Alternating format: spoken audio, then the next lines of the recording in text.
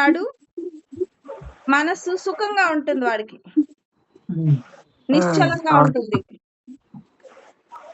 అవునవును, స్థిరంగా ఉంటాడు కాబట్టి స్థిత ప్రజ్ఞుడవుతాడు. అప్పుడు మళ్ళీ ఈ ద్వంద్వాలను కూడా దాని నుండి విడిపడాల, దాన్ని జయించమనలా, లేకుండా చేసుకోమనలా, విడిపడమన్నాడు. విడిపడడం అంటే ఒక పండు పూర్తిగా పండిపోతే ఆ తొడిమ నుంచి ఎట్లా పండు విడిపడుతుందో ఆ రకంగా విడిపడాల. ఎందుకు ఆ రకంగా అంటే పచ్చిగా ఉండేటప్పుడు పట్టి పెరికేస్తే అది నష్టం అవుతుంది, ఆ పండు కూడా ఇంకొకరికి ఉపయోగపడదు, ఆ పచ్చిగా ఉంటది, తిన్నా మనకు ఆరోగ్యకరంగా ఉండదు అది. అందుకని ఫుల్ గా ఆ పండు మాగిపోయినాకనే ఆ తొడిమి నుంచి విడిపడుతుంది అది. ఆ రకంగా మనం ఏం చేసుకోవాలంటే మనలో ఉండే ఈ దుర్గుణాలని, ఈ ద్వంద్వాతీతాల్ని, ఈ ద్వంద్వాల్ని మూలాలతో సమూలంగా ఆ పండు మళ్ళీ అతుక్కునే శక్తి ఉండదు దానికి, ఆ ఫుల్ఫిల్ అయిపోయింది కాబట్టి ఇంకా అతుక్కోదు. ఆ రకంగా మనల్ని మనం తయారు చేసుకుంటే మళ్ళీ మనకు కోరికలు ఉండవు, మళ్ళీ మనం ద్వంద్వంలోకి వెళ్ళము. ఎందుకు ఎప్పుడు అంటే ఆ మూలంలోకి వెళ్ళి మూలాన్ని తెలుసుకొని ఆ మూలాన్ని తీసేస్తే గాని మనకు ఆ స్థిత ప్రజ్ఞత రాదు.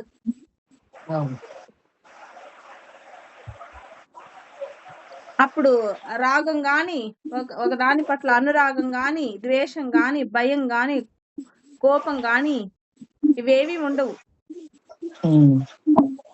అందుకే ద్వంద్వాల నుండి నువ్వు దాన్ని తప్పించుకోలేకుంటే జయించు అనలా, విడివడిన వాడు అన్నాడు క్లియర్ గా. ఆ పండులాగా మనం తయారైనప్పుడు మళ్ళీ అవి మన దగ్గరికి వచ్చినా అతుక్కోవు, మనతో మమేకం కావు, మనలో ఆ కోరికలు మళ్ళీ చిగురించవు. పండులాగా మనం ఎప్పుడు తయారవుతామంటే ఆ మూలానికి పోయి ఆ మూలాన్ని తెలుసుకున్నప్పుడు మాత్రమే.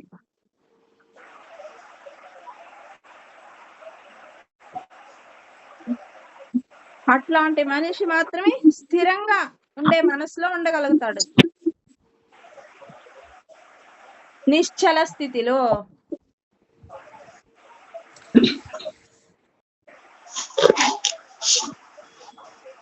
అర్థమైందా? ఒక స్థిరమైన నిర్ణయమునకు రాకుండా మానసిక కల్పనలతో పలు రీతుల మననము గావించువాడనియే ముని. చూడు ఏం చెప్పినాడు, ఒక స్థిరమైన నిర్ణయమునకు రాకుండా మానసిక కల్పనలతో పలు రీతుల మననము గావించు వాడనియే ముని అను పదమునకు అర్థము.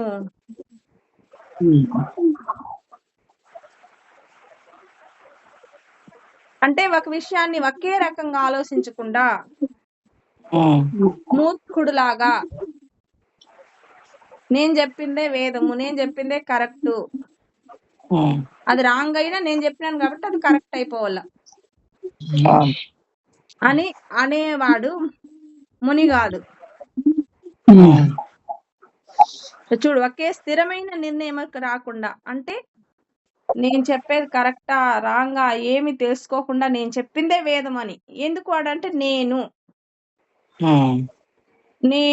అంటే నేను అంటే ఆడ అహంకారం వచ్చింది, నేను చెప్పిందే కరెక్ట్.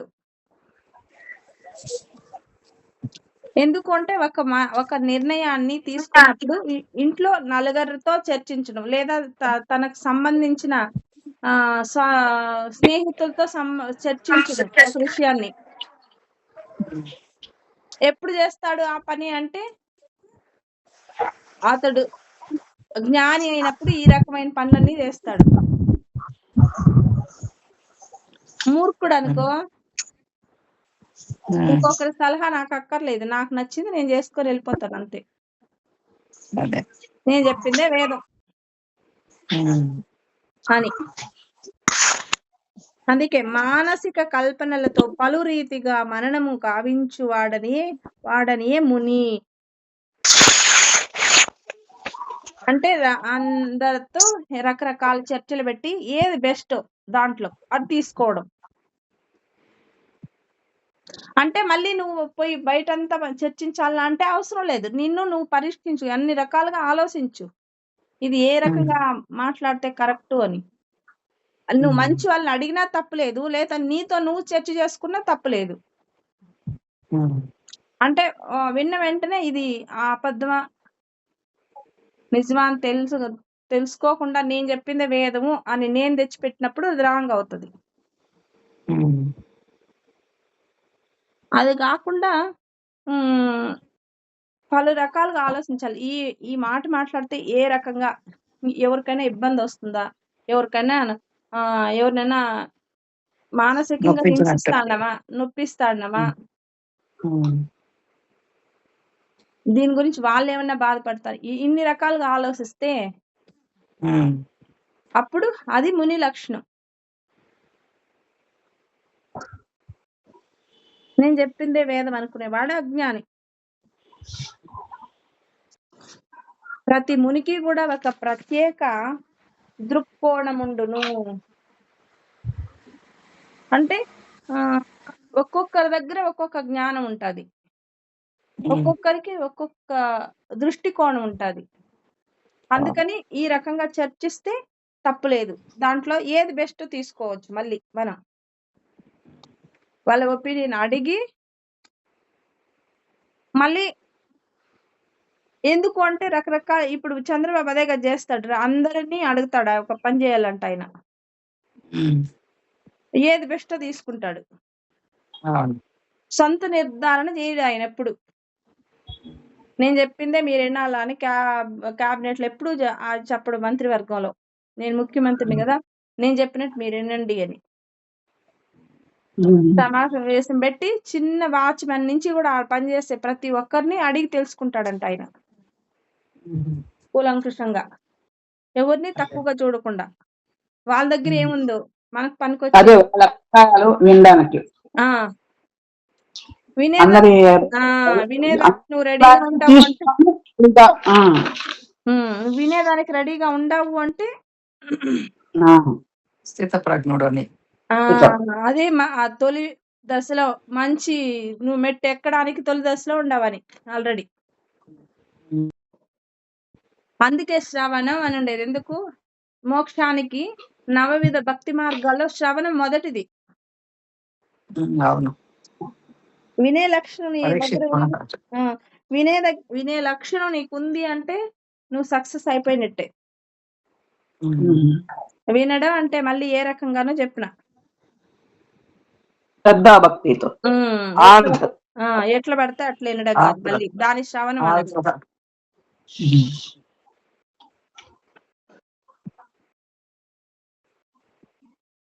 ముని అయిన వాడు ఇతర మునులకు భిన్నుడుగా కానిచో ముని అని పిలువబడుట అర్హుడు కాడు. ముని అనేవాడు అందరికన్నా భిన్నుడుగా ఉండాలి, అంటే వేరే రకంగా ఆలోచించడం, డిఫరెంట్ గా ఆలోచిస్తారంటారు కదా, అట్లా ఆలోచించడం. అంటే ఇంకా ఎంత బెస్ట్ గా ఇవ్వచ్చు మనం, ఇంకా ఎంత బెస్ట్ గా ఇవ్వచ్చు మనం అని ఆలోచించేవాడు ముని. మునిలలో భిన్నుడు. మళ్ళీ ఇంకా అందరి మంచి చేయడం కాకుండా మళ్ళీ ఇంకా ఏం బెస్ట్ గా ఇవ్వచ్చు, వాళ్ళకి ఇంకా ఎంత ఉపయోగపడచ్చు, మనం ఇంకా ఏం చేసుకోవచ్చు, ఇంకా ఏం సేవ చేసుకోవచ్చు అని ఇంత ఆర్తితో ఆలోచించేవాడు దాంట్లో భిన్నుడు.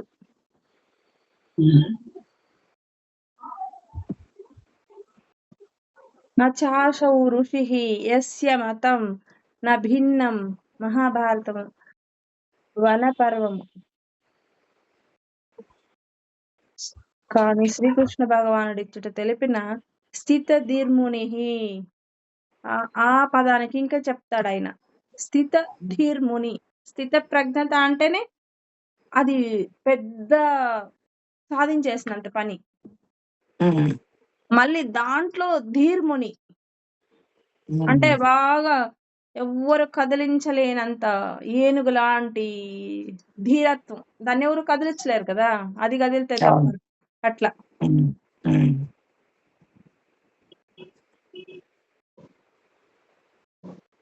సామాన్య మునులకు అన్యమైన వాడు. ఈ స్థిత ధీర్ముని ఎవరు అంటే సామాన్యమునులకి అన్యమైన వాడు, అంటే ఇంకా గట్టి ధీరత్వం ఉండేవాడు, ఇంకా గట్టిగా స్థిత ప్రజ్ఞత ఏనుగులాగా ఉండేవాడు.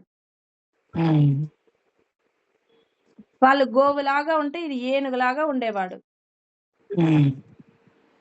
దానికి దీనికి ఎంత డిఫరెన్స్ ఉంటుందో. సర్వములైన మనోకల్పిత భావములను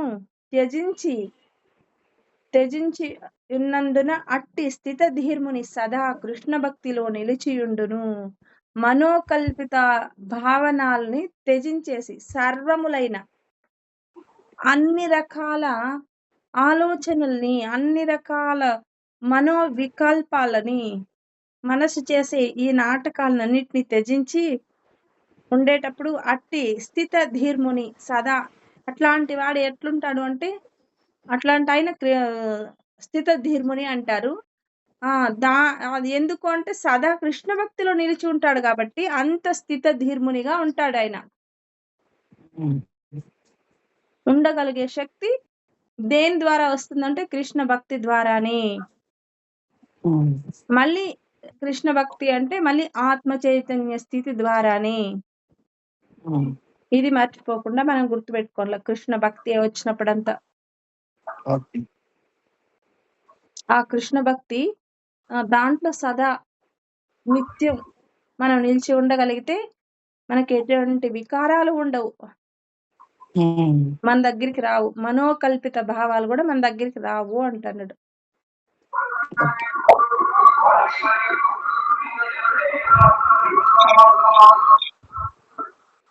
ఆ స్థిరత్వం వస్తుంది మనలో.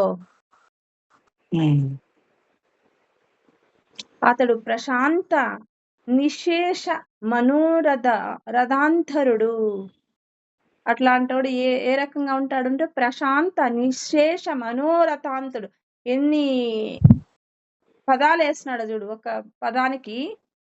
అతడు స్థిత ప్రజ్ఞతల్లో ధీరత్వం కలిగిన వాడు అని చెప్పడానికి ప్రశాంత నిశేష మనోరథాంతరుడు. ప్రశాంతంగా ఉండగలుగుతాడు. నిశేషం అంటే ఏ శేషాలు లేవు, ఏ కోరికలు లేవు, ఏ వికారాలు లేవు, ఏ మనో సంకల్పాలు లేవు, శూన్య స్థితి. మనోరథాంతరుడు అంటే అంతరంగంలో, బాహ్యంలో లేదు, అంతరంలో కూడా లేదు అని. ఏంది అంటే ఏం లేదు అంటే అశేషత్వము. శేషత్వం అంటే మిగిలి ఉండడం, ఇంకా అది మిగిలింది, నాకు ఇది మిగిలింది అనే అవేమి లేని వాడు నిశేషుడు, మనోరథాంతుడు. అట్లా వాడిని ఇన్ని పేర్లతో, ఇన్ని కిరీటాలు ఇవన్నీ. ప్రశాంత నిశేష మనోరథాంతరుడు, మనస వాచ కర్మణ త్రివిధముగా ఉండేవాడు, ప్రశాంతంగా, ఏ కోరికలు లేకుండా, తనలో తాను రమించడం. ఒక్క మాటలో చెప్పాలంటే అనగా అతడు సర్వ విధములైన మానసిక కల్పన భావములను అతిశయించి శ్రీకృష్ణుడే సర్వస్వమనడి నిర్ణయమునకు వచ్చినట్టివాడు. ఏం చెప్తున్నాడు చూడు, అతడు ఏ విధంగా ఉంటాడు, ఎందుకు ఆ రకంగా సర్వ విధములైన మానసిక కల్పన భావాలని అతిశయించి అంటే దాటి, వీటన్నింటిని దాటి శ్రీకృష్ణుడే సర్వస్వమనడి నిర్ణయమునకు వచ్చిన వాడు. శ్రీకృష్ణుడు తప్ప ఇంకేమి వద్దు అనుకునే వాడికి ఇవన్నీ వస్తాయి.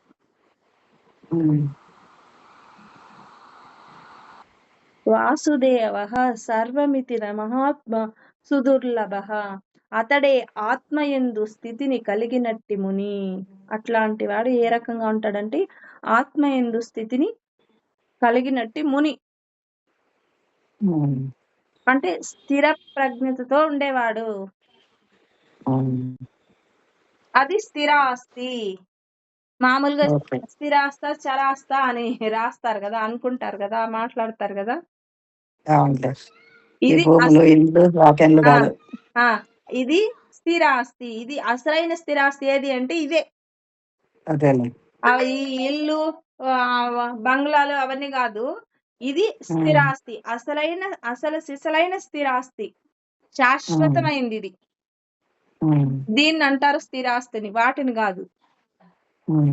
అవి గాలి వాన వస్తే కొట్టుకొని పోతాయి, లేదా భూకంపం వస్తే కొట్టుకొని పోతాయి. ఒక సంతకం పెడితే పరిగెత్తి ఇంకొకరి దగ్గరికి పోతాయి. ఇది ఎవరు ఏం చేసినా మనల్ని వదిలిపోవు. ఈ జన్మకే కాదు, జన్మ జన్మలకి. దీన్ని అంటారా స్థిరాస్తిని? దాన్ని అంటారా? దీన్నే అంటారు. మరి ఇట్లా స్థిరాస్తిని కదా మనం సంపాదించుకోవాల్సింది. అవునవును. ఆ పేపర్లు చూసి మురిసిపోతాం, ఆ స్థిరాస్తి చూసి మురిసిపోతాం, మనకి ఇంతుంది అంతుంది అని. అదే అదే అజ్ఞానంలో పడి అవన్నీ అవి నావి ఇవి నావి అని మురిసిపోతాను విన్నాను. అసలు అయిన దాన్ని విడిచిపెట్టి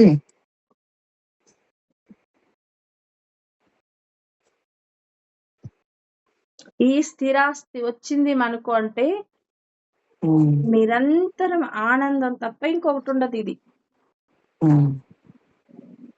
అది ఎప్పుడు పోతుందా అని బెంగ తప్ప ఇంకా మనశ్శాంతి లేదు దాంట్లో. దేవుడు కొట్టేస్తాడా, ఇది ఎప్పుడు ఏమవుతుందా అని బెంగ. ఇది ఎంత స్థిర ఆస్తి మనం సంపాదించుకున్నా ఆ స్థిరాస్తిలో మనం ఆనంద సాగరంలో నిరంతరం ఓలలాడచ్చు.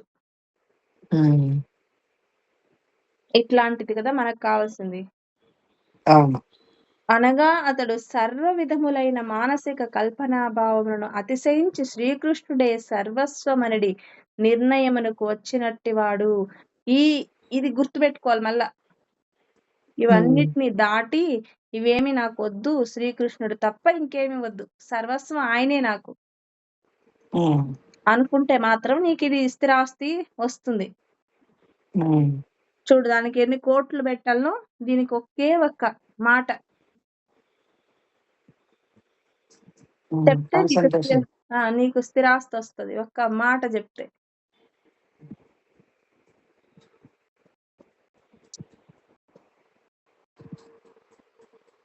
ఆ మాట ఏ రకంగా ఉండాలంటే ఆ మాటే మంత్రంగా ఉండాలి. అప్పుడు వస్తుంది నీకు స్థిరాస్తి.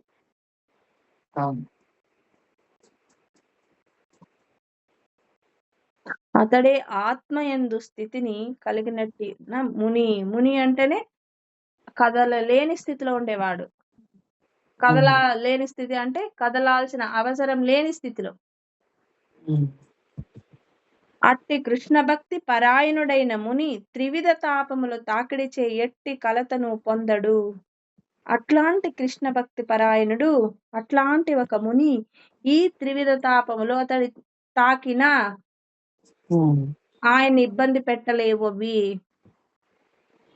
ఆయన జీవితంలోకి ఏ కష్టం వచ్చినా ఆయన అంటవు. ఆ కష్టాన్ని ఆయన్ని అనుభవింప చెయ్యవు.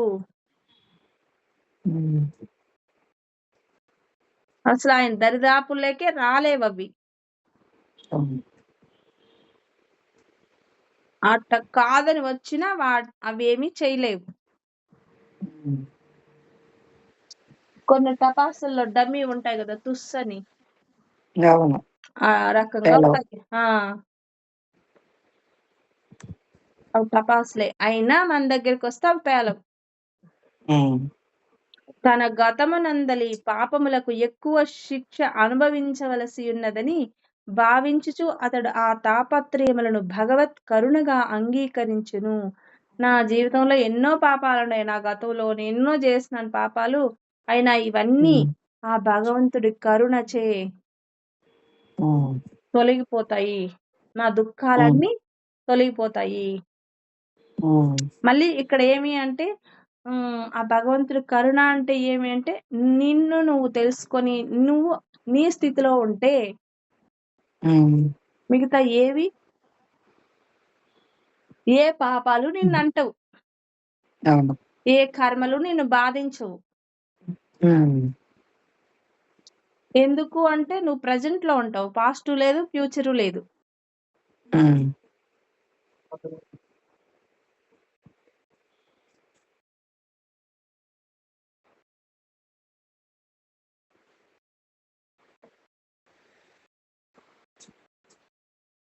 ఇప్పుడు నేను ఆ ప్రజెంట్ లోకి వెళ్ళిపోయినా, మౌనంలోకి. ఉమ్.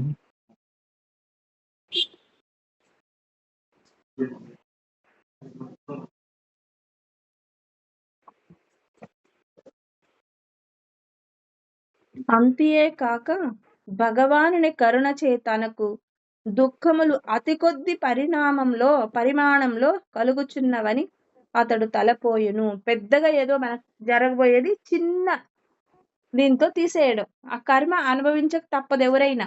కాకపోతే ఉమ్. అది కొండంత ఉమ్. అయితే ఆ చీమంత అనుభవించేది. ఉమ్. ఆ కొండంత అనుభవించాలంటే ఎంత కష్టము. చాలా కష్టం.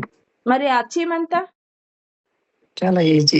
అందుకే ఇంతకు ముందు ఒక శ్లోకంలో కూడా ఏమొచ్చింది, ఈ సముద్రాన్ని దాటడం చాలా కష్టం కాబట్టి, సంసారం అనే సముద్రాన్ని దాటడం చాలా కష్టం కాబట్టి, ఆ భగవంతుడిని, ఆ శ్రీమన్నారాయణ్ణి, ఆ శ్రీకృష్ణ పరంధాముని పాదాలు పట్టుకుంటే అది ఆవు దూడ పాదం ఎంత ఉందో అంత పాదం అయిపోతుంది.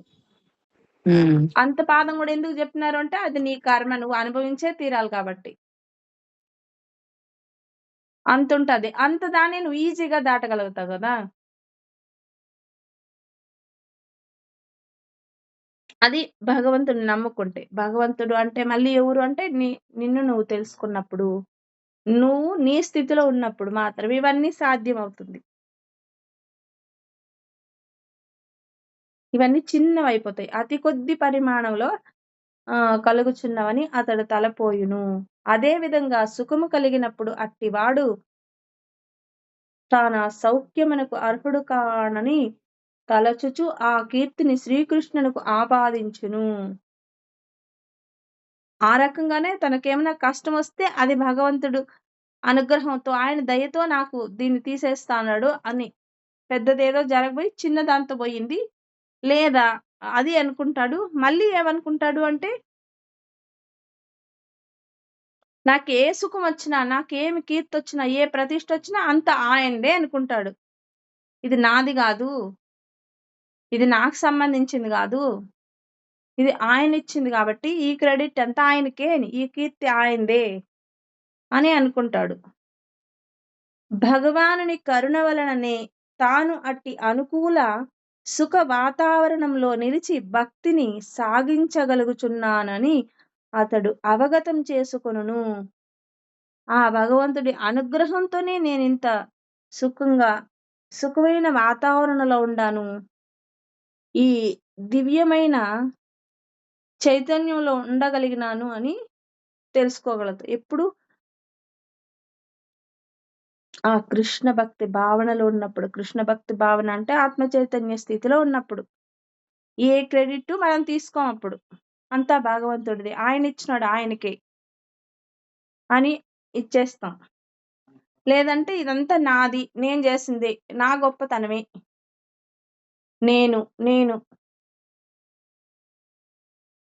అని చెప్పుకొని లోపల పడతాం.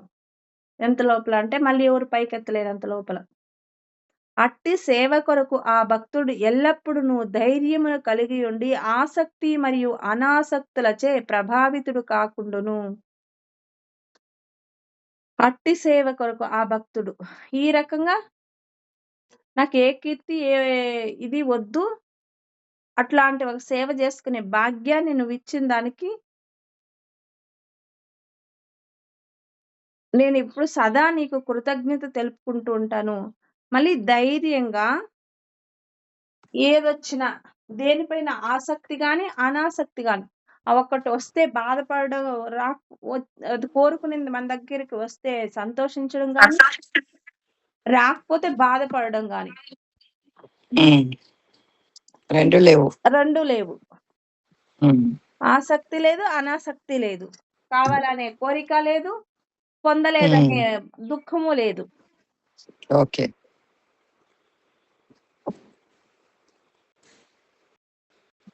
వైరాగ్యం అన్నమాట. అట్లా దాన్ని వైరాగ్యం అంటారు. అట్లాంటి వైరాగ్యం మనకు కావాల్సింది మనిషికి. కాని కృష్ణ భక్తి యందు స్థిరుడైనట్టి వాడు జీవితమును శ్రీకృష్ణ భగవానుని సేవ కొరకే అర్పించి ఉన్నందున అట్టి ఆసక్తి మరియు అనాసక్తులకు అతీతుడై ఉండును. అట్లాంటి వైరాగ్యం కోరుకుంటే ఏమొస్తుంది అంటే, అట్లాంటి వైరాగ్యంలో ఉండగలిగితే ఏమొస్తుంది అంటే, కృష్ణ భక్తి యందు స్థిరుడైనట్టి వాడు అట్లా దాంట్లో స్థిరంగా నిలబడతాడు. అట్లా స్థిరంగా నిలబడితే ఏమవుతుందంటే తన జీవితాన్ని శ్రీకృష్ణ భగవానుడి సేవ కోసమే అర్పించేస్తాడు. అప్పుడు ఆసక్తి గానీ అనాసక్తి కానీ ఉండదు. అతీతుడై ఉంటాడు, రెండిటికి అతీతుడై ఉంటాడు తను. అందుకే పత్రిజీ అవమానాన్ని సన్మానాన్ని ఒక్కటిగా తీసుకో అని ఆయన అలాగే తీసుకున్నాడు, మనకు కూడా అదే చెప్తున్నాడు. అదే చెప్పేది. నువ్వు ఆచరించిన వాడు మాత్రమే అంత ధైర్యంగా ఒక మాట ఇంకొకరికి చెప్పగలుగుతాడు. ఆచరించకుండా చెప్పడానికి ఏ మాత్రం ధైర్యం సరిపోదు చెప్పడానికి.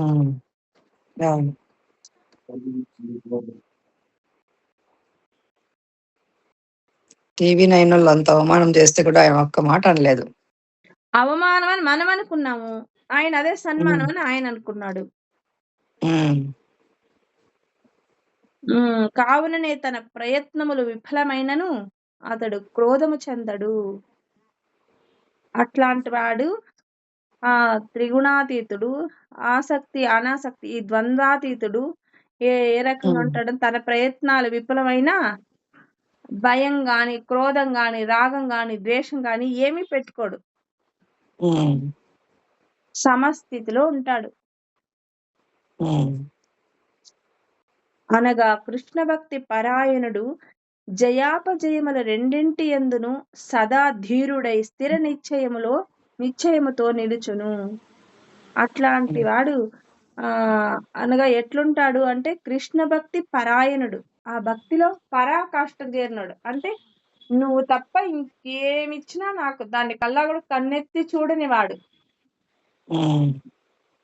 జయాపజయముల రెండింటి యందును సదా ధీరుడై ఉండేవాడు. ఏదొచ్చినా భయపడకుండా ధైర్యంగా నిల్చుకునేవాడు, ధైర్యంగా నిల్చుకుని స్వీకరించేవాడు. స్థిర నిశ్చయంతో నిలుచును.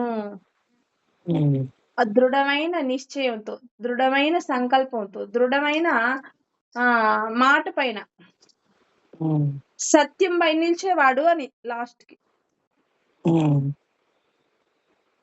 సత్యం పైన, ధర్మం పైన స్థిరంగా నిలిచేవాడు.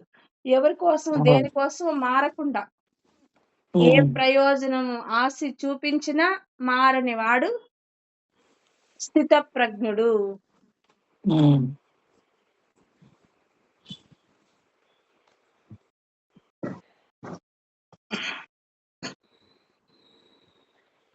సరే, అయింది ఇది. ఈ శ్లోకంలో ఏమైనా డౌట్లు ఉంటే అడగండి. 57వ శ్లోకంకి వెళ్ళిపోండి. ఏం లేవు. త్రిగుణాతీతుడు కావాలి ఫస్ట్. త్రిగుణాతీతుడు అంటే మళ్ళీ ఏం సాధించాల్సింది ఏం లేదు, సాధించాల్సింది ఏమి లేదు. కానీ మన ఇది ఆధ్యాత్మిక ఇవి చెప్తున్నావు కదా ఇప్పుడు, ఆది దైవిక, ఆది భౌతిక, అవన్నీ మనం కొన్ని ఉంటాయి కదా మూలాల నుంచి తీయాలి కదా, వాటిని అర్థమేమవుతుంది కానీ లోపల ఉంటుంది కదా ఆ బాధ, అవి కొన్ని నడుస్తూ ఉంటాయి కదా, అవి అంత తొందరగా ఫోన్ ఉంటాయి బయట. అంటే ఎప్పుడు అది ఆత్మ చైతన్యంలోనే ఉండి అన్ని అవన్నీ ఆ మూలాల నుంచి మనం తీసేస్తే అప్పుడు ఇవన్నీ పోయినప్పుడు మనం స్థిత ప్రజ్ఞలు కావాలి. పెవికాల పెవికిక్క వేసుకోండి.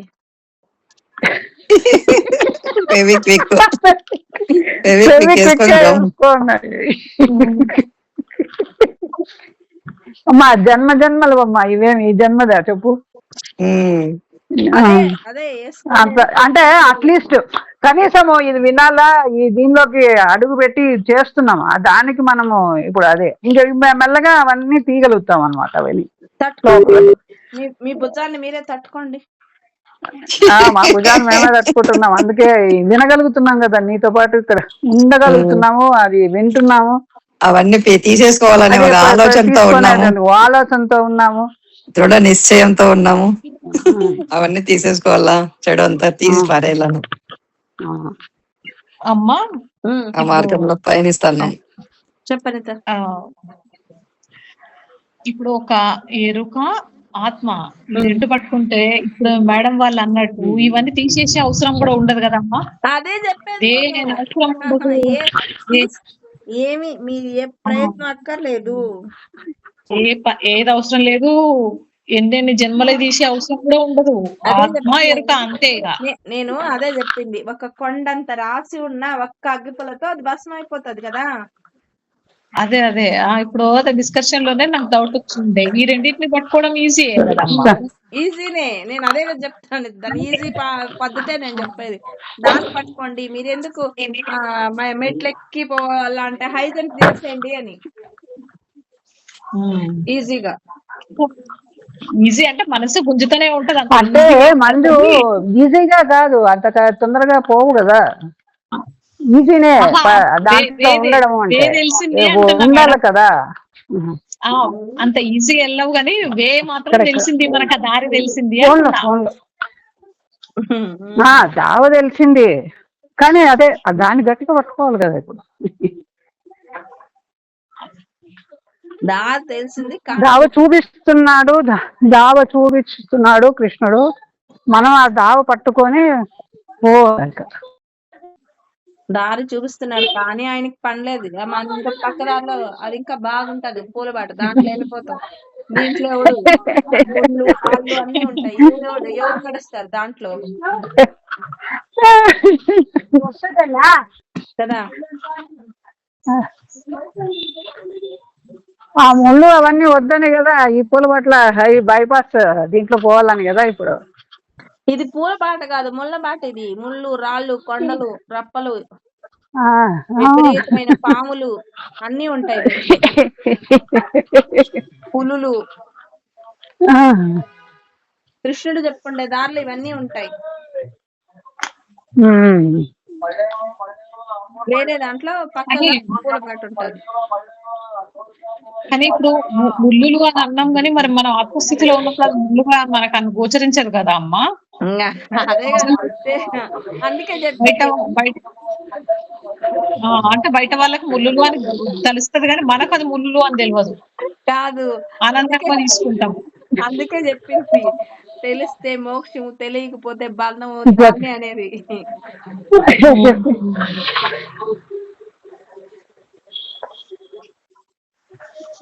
ఆ ముళ్ళన్నీ తీసి చలిగాసుకొని వెళ్తే ఆ ముళ్ళు క్లియర్ అయిపోతాయి, మనకు అది ఉపయోగపడుతుంది. ఆ రాళ్ళన్నీ మనకు స్టెప్పులుగా వేసుకుంటే పైకి ఎక్కడానికి ఉపయోగపడతాయి.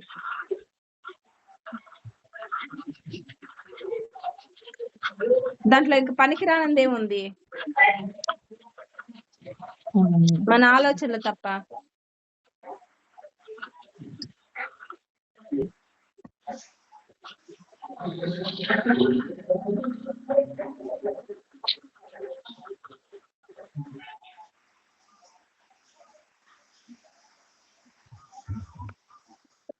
ఇంకేమన్నా ఉందా డౌట్?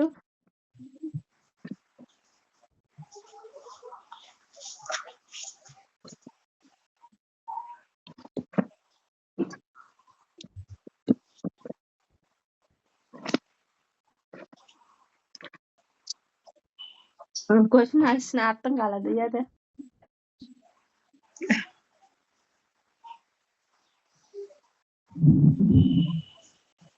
57వ శ్లోకం చెప్పుకుందామా? చెప్పుకుందామా.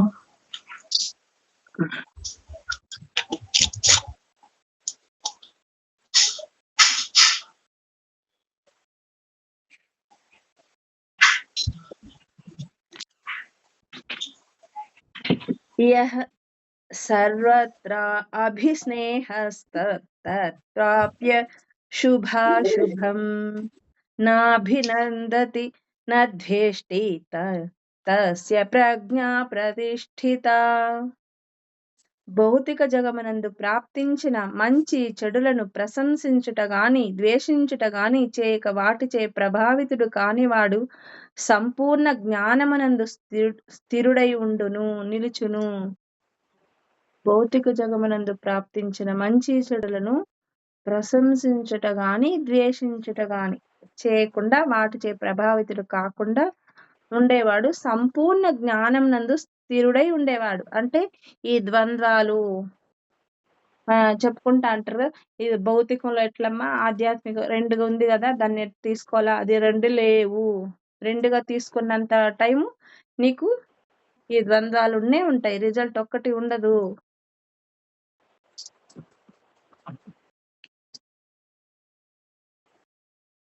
నువ్వు ప్రశంసని తిట్టుని రెండింటిని ఒకే రకంగా తీసుకోవాలి. నీకు సుఖం వచ్చినా దుఃఖం వచ్చినా రెండింటిని ఒకే రకంగా తీసుకోవాలి. మళ్ళా నీకు ఆస్తి వచ్చినా ఆస్తి పోయినా ఒకే రకంగా తీసుకోవడం. ఈ పాయింట్ లో వేరువేరుగా కనిపిస్తలేదమ్మా, ఈ పాయింట్ లో వేరువేరు కనిపిస్తలేదు ఇప్పుడు. ఈ పాయింట్ లో కల్పించలేదు అంటే దీన్ని అంతటికి మనం దాన్ని అన్వయించుకోవాలా, అన్ని పాయింట్లకు అన్ని సమయాల్లో అన్ని సందర్భాల్లో అన్వయించుకున్నప్పుడు ఇది అంతా ఒకటిగా కనిపిస్తుంది.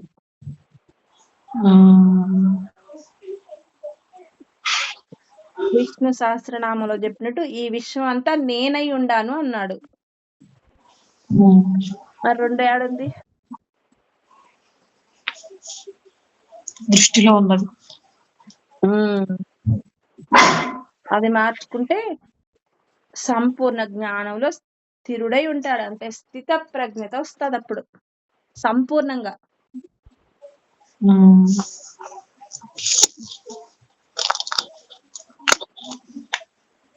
దానికి ఎవరు ఉదాహరణ అంటే పత్రిజీ. మళ్ళీ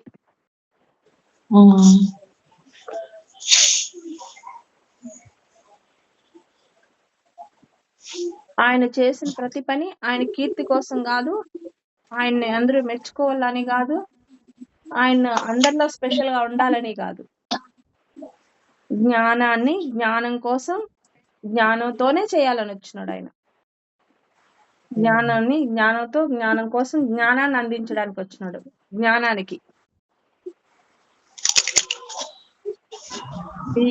ఈ వాక్యం ఎంతవరకు అర్థమైందో లేదో తెలియదు. అర్థమైందమ్మా. అక్కడ ఏముందంటే జ్ఞానం తప్ప ఇంకేమి లేదు.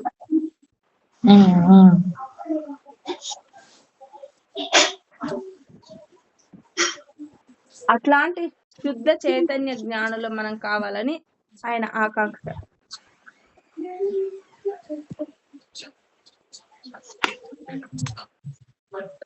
భౌతిక జగమనందు సదా మంచి చెడులలో ఏది ఒకటి కలుగుచునే ఉండును. భౌతికంగా తీసుకున్నప్పుడు నీకు ఇవి రానే వస్తాయి.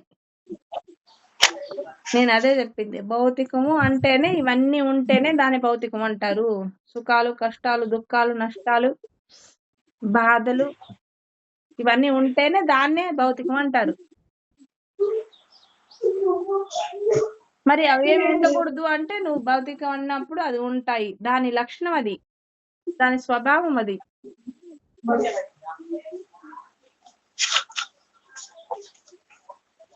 మామిడి పండు తీసుకొని వేప పండు తీసుకొని అది చేదుగా ఉండకూడదు, తీయగా ఉండాలంటే ఎట్లా? మామిడి పండు లాగా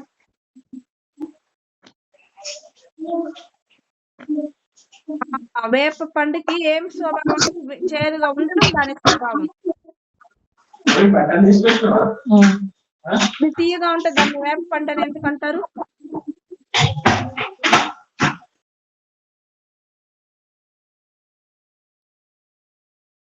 అన్నారు కదా. అట్లా భౌతికం అంటేనే చేదు, దాని స్వభావమే అది. ఇవన్నీ ఉంటాయి, కలగలిపి ఉండేదే భౌతికం. కష్టాలు, నష్టాలు, మంచి చెడు, రోగాలు, రొప్పులు ఇవన్నీ ఉండేదే భౌతికము. అట్టి ఒడిదుడుకుల చే కలత నొందక మంచి చెడులచే ప్రభావితుడు కానివాడు కృష్ణ భక్తి భావనలో స్థిరుడైన వాడని అవగతం చేసుకొనవచ్చును. ఇవన్నీ ఉండడం దాని లక్షణం, భౌతికం యొక్క లక్షణం. ఇవన్నీ ఉండడమే, కలిగి లేకపోతే దాన్ని భౌతికం అనరు. అట్లా వాటిచే ప్రభావితుడు కాకుండా ఉన్న వాటి మధ్యలో ఉండి దానికి దాన్ని మనకు దాని ప్రభావం మనపైన ఏమాత్రం లేకుండా చూసుకోవడమే స్థిత ప్రజ్ఞుడి యొక్క లక్షణం. ఎప్పుడు అవన్నీ ఎప్పుడు ఉండవంటే కృష్ణ భక్తి రసభావనలో స్థిరుడైన వాడిని. అట్లా ఎప్పుడు తీసుకోడు అంటే ఈ దీంట్లో స్థిరుడైన వాడుని, కృష్ణ భక్తి రసభావనలో స్థిరత్వం ఉండేవాడు అని అర్థం చేసుకోవచ్చు మనం. ఇవేవి వాడిని అంటలేదు అంటే వాడు ఏ రకంగా ఉన్నాడు అంటే కృష్ణ భక్తి రసభావనలో ఉన్నాడు, ఆత్మ చైతన్య స్థితిలో పరిపూర్ణంగా ఉన్నాడు అని. లోకము ద్వంద్వభరితము. ఈ లోకం అంటేనే, ఈ భౌతికం అంటేనే రెండుగా ఉండేది. కావున భౌతిక జగమున ఉన్నంత కాలము మంచి చెడులలో ఏదియో ఒకటి కలుగుచునే ఉండును. ఈ భౌతికలో ఉన్నంత కాలం ఏదో ఒకటి రానే వస్తుంది మనకి, ఎప్పుడు ద్వంద్వాలున్నే ఉంటాయి. కానీ కృష్ణ భక్తి భావన ఎందు స్థిరుడైనట్టి వాడు నిర్గుణుడై కృష్ణుని గూర్చియే సదా చింతించుచుండును.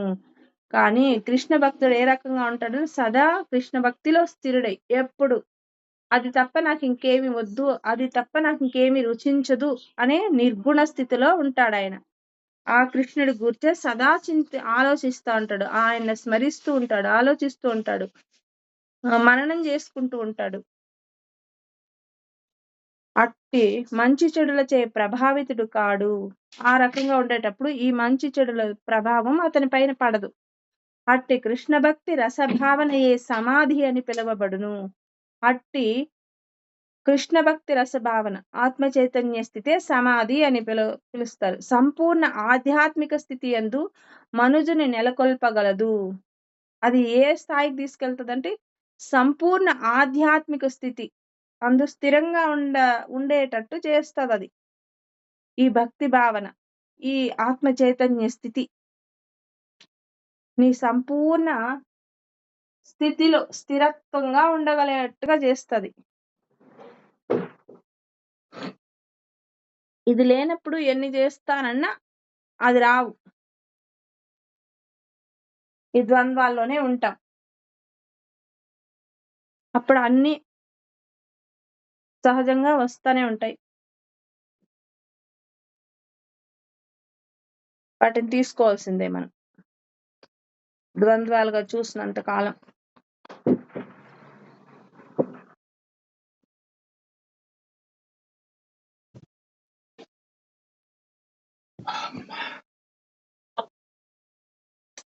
ఇంకేమైనా డౌట్స్ ఉందా?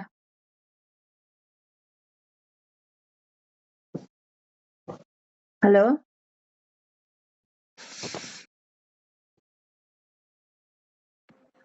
బాయ్ విజయ, టైం అయింది. Bye bye. Thank you.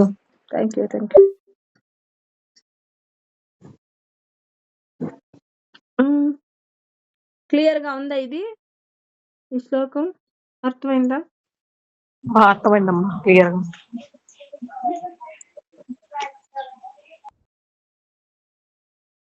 ఇంకేం డౌట్ లేవు కదా?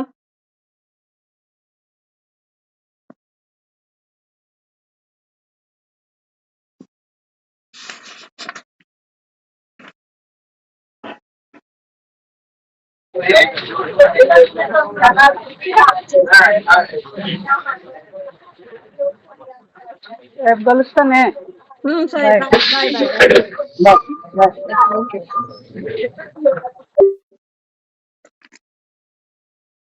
సరేలే అనిత, నీకేమన్నా డౌట్స్ ఉంటే అడుగు.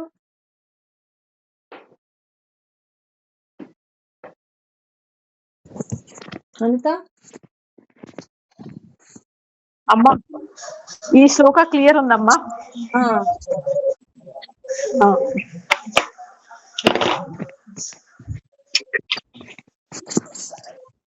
ఇంకేం డౌట్ లేకపోతే రేపు చెప్తున్నాం అయితే. ఇష్టం అమ్మా. సరేలే, ఇంకా వాళ్ళు కూడా వెళ్ళిపోయినారు కదా.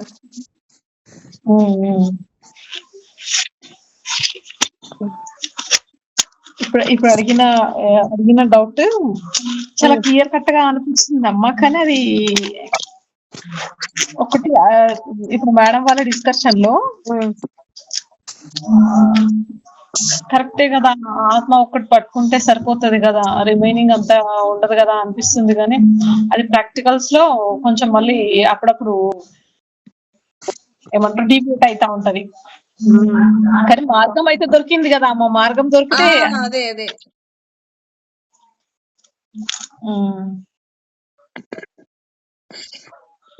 దారి తెలియక, అడ్రస్ తెలియక జన్మలో తిరగడం. అడ్రస్ దొరికితే ఈజీగా ఒప్పుకోవచ్చు కదా, ఈ రోజు కాకుండా రేపైనా. అయినా ఇంప్లిమెంట్ అవుతుందమ్మా. ఇంప్లిమెంట్ స్టార్ట్ చేయగానే రిజల్ట్ ఉండింది, కొంతకాలం తర్వాత కూడా కాదు. అవును, ప్రతి ఒక్క దాంట్లో నేర్చుకున్న దాన్ని ఇంప్లిమెంట్ చేయడము చాలా మార్పులు కనిపిస్తున్నాయి. మొదట మన లోపల దుఃఖం ఉండకూడదు, ప్లస్ మన లోపల ఏమంటారు దాన్ని అల్లకల్లోలం ఉండకూడదు, ప్రశాంతత ఉండాలి. ప్రశాంతత ఉండాలి అంటే ద్వంద్వాలు ఉండకూడదు ఫస్ట్. అదే అవును అవును. ఇప్పుడు లౌకికం వేరే అది అంటే నాకు ఆ మధ్యతో కొంచెం డౌట్ గా ఉంటుండే, కానీ ప్రపంచకంలో ఉన్నప్పుడు చూస్తాం కదా అని డౌట్ ఉండే అమ్మా. కానీ ఇప్పుడు మనం చెప్పుకున్న పాయింట్ తోని కరెక్టే కదా, ప్రపంచకంని కూడా ఆధ్యాత్మిక వేలో చూస్తే మళ్ళా రెండు ఎక్కడ ఉన్నాయి లేవు కదా, పర్ఫెక్ట్ గా అది అర్థమైంది ఉండే.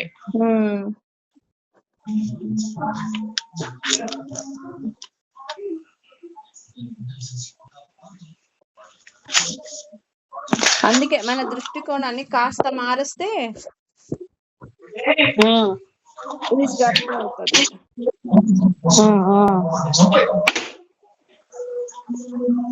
ఆ పరిస్థితులు కాదు మార్చాల్సింది, మనల్ని మనం మార్చుకోవడం. ఇది ఉన్నదంతా ఇక మన దగ్గరే ఉంది, వేరే ఎక్కడ లేదు బయట అనేది అర్థమవుతుందమ్మా. ఎటువంటి సిచ్యువేషన్ అయినా ఇది అర్థమైతే మనం జయించేసుకుంటే. ఎందుకు అంటే మన దగ్గరనే ఉండేది అంటే మనం మనల్నే ఎదుర్కొంటాం కదా, మన దగ్గరే ఎదుర్కొంటాం కదా, బయట ఎక్కడ వెళ్ళకుండా. ఇప్పుడు దొరకతావు ఎప్పుడో ఒకప్పుడు, ఎక్కడ పోగొట్టుకున్నామో అక్కడే రాబట్టుకోవడం అంటే అదే. పడిపోయిన జాగా తెలిస్తే ఎక్కడో ఒక చోట ఉంటుంది, అది ఎత్తుక్కోవచ్చు, ఎప్పటికైనా పట్టుకోవచ్చు. అది మన దగ్గరే ఉంది పర్ఫెక్ట్ అనేది అనుభవపూర్వకంగా తెలవడానికి ఎంత టైం పట్టిందమ్మా. లేదా వాడి బిహేవియర్ కి మనం ఏంది కారణం, మనం ఎట్లా కారణం అవుతాం అనిపించేది ఒక్కొక్కప్పుడు. ఇప్పుడు పర్ఫెక్ట్ గా అర్థమయ్యేదానికి ఇంత టైం పట్టింది.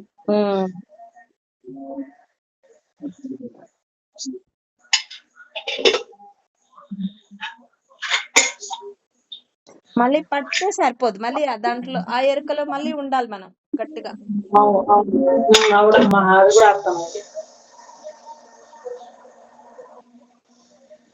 లేదా మళ్ళీ జారిపోతాం. అంటే నిరంతరం ఎరుకలో. అందుకే కత్తి మీద సాములాగా. కత్తి అంటే ఒక పక్క పదును కాదు, రెండు పక్కలా ఉంటుంది దానికి. ఈ మధ్య ఎరుక బాగానే ఉంటుందమ్మా, అంటే రోజు రోజుకు బెటర్ అవుతుంది ఎరుక. ఎరుకని మనం పెంచుకోవాల్సిన అవసరం లేదు. ఏమిటి మన స్థితిలో మనం ఉంటే, అంటే మన ధర్మంలో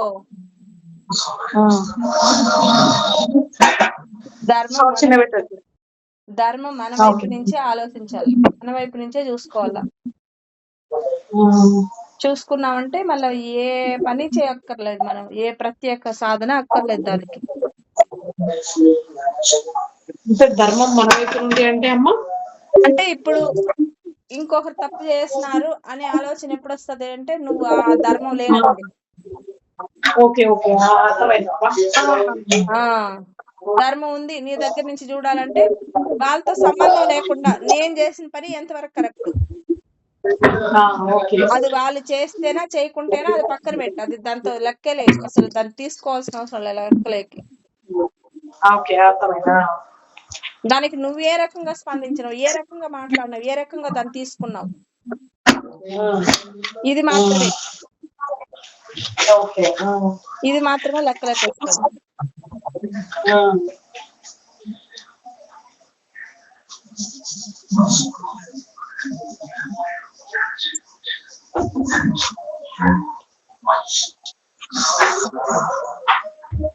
అది నచ్చలేదు అంటే నువ్వు పక్కకి వెళ్ళిపోవచ్చు.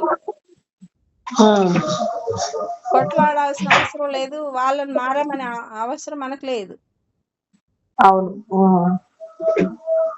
పక్కకి వెళ్ళిపోవచ్చు, సైలెంట్ గా ఉండొచ్చు, లేదా చెవులకు కత్తి పెట్టుకొని వినకుండా ఉండొచ్చు.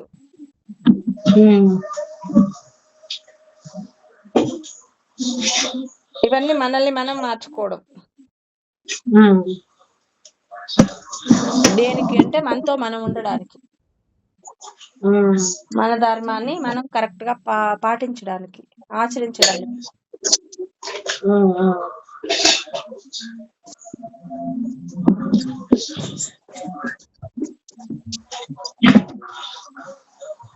ఎందుకు అంటే నిన్ను నువ్వు అందుకే చెప్పింది కృష్ణుడు, నిన్ను నువ్వు ఉద్ధరించుకో, ఎవ్వరు నిన్ను ఉద్ధరించరు.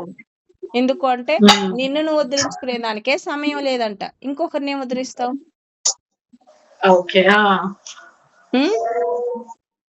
అవునమ్మా. అందుకే అదేదో సినిమాలో బాలకృష్ణ డైలాగ్ కొట్టింది, సమయం లేదు మిత్రమా అని.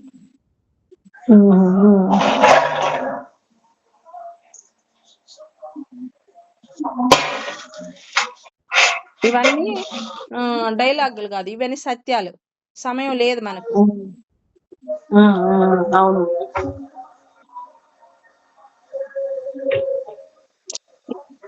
దీపం ఉన్నప్పుడే ఇల్లు చక్కబెట్టుకోమన్నాడు. ఏ దీపం అంటే మనలో ఉండే ఆత్మ జ్యోతి ఉన్నా గానీ, ఈ శరీరంలో ఉన్నా గానీ మళ్ళీ వచ్చే పని లేకుండా చేసుకోవడం ఇల్లు చక్కబెట్టుకోవడం అంటే, దీపం ఉండంగా అంటే. ఈ ఆత్మ జ్యోతి ఉండగానే మళ్ళీ వచ్చే పని లేకుండా చేసుకోవడం.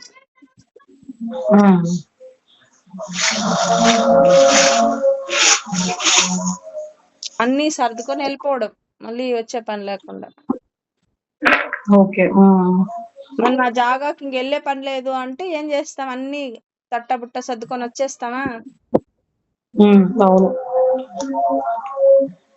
దాన్ని రెడీగా పెట్టుకోండాలి మనం ఎప్పటికప్పుడు. ఎప్పుడు పిలుపు వస్తుందో తెలీదు, ఆ పిలుపు కోసం ఈ రెడీగా మనం పెట్టుకోండాల.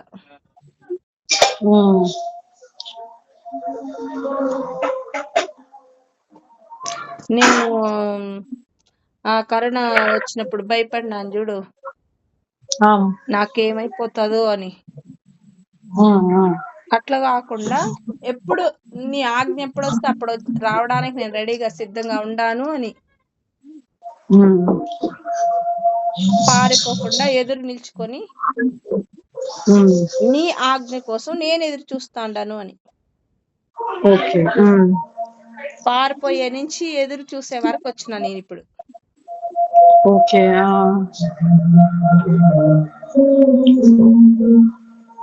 పారిపోకపోతే ఎదురు నిల్చుకునే ధైర్యం రాదు. ఎందుకు అంటే అది ఇప్పుడు ఒక మంచి తెలవాలంటే ఏం కావాలా? చెడు ఉంటేనే పక్కన. ఒక చెడిపోయిన పండు పక్కన ఉంటే బాగుండేది ఉంటే ఓ ఇది బాగుంది, అది బాగలేదు అని తెలుస్తుంది. అట్లా ఎందుకు అప్పుడు పారిపోవాల్సి వచ్చింది, ఇప్పుడు ఎందుకు నిలుచుకొచ్చింది అంటే ఈ నిల్చుకోవడం కోసం ఆ పారిపోవడం.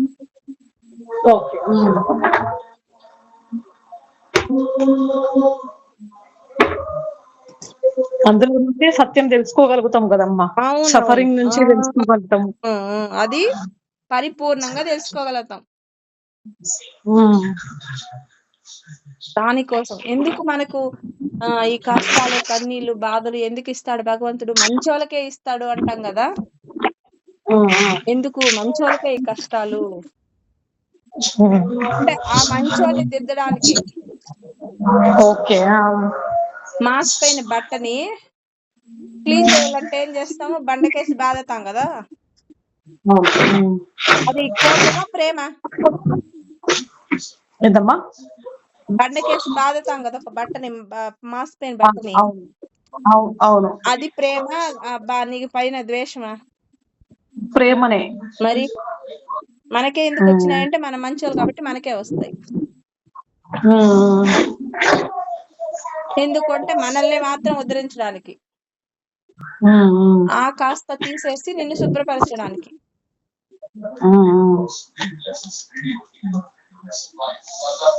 అదే శిల్పంగా మారడానికి ఉలి దెబ్బలు పడ్డట్టు.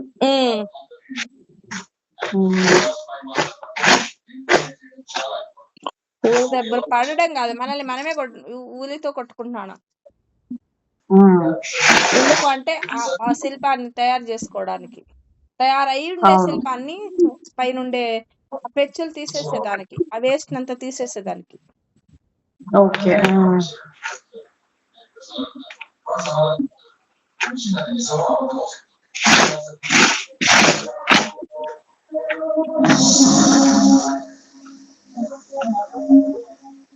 సౌండ్ చిన్న ట్రిప్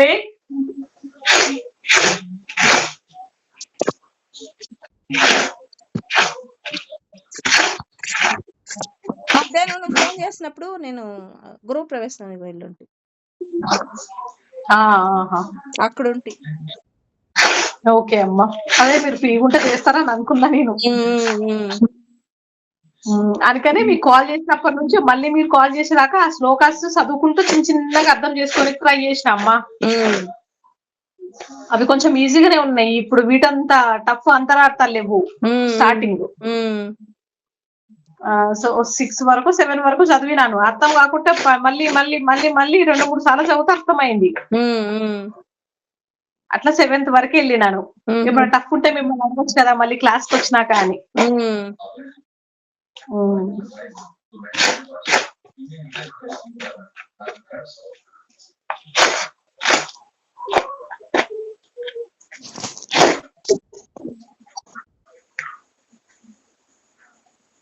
సరేలే, రేపు పొద్దున్నే చెయ్యి ఫోన్, కావాలంటే చెప్తాను. చేస్తా అమ్మా. ఓకే అమ్మా, థ్యాంక్ యూ అమ్మా, బాయ్. Thank you, bye.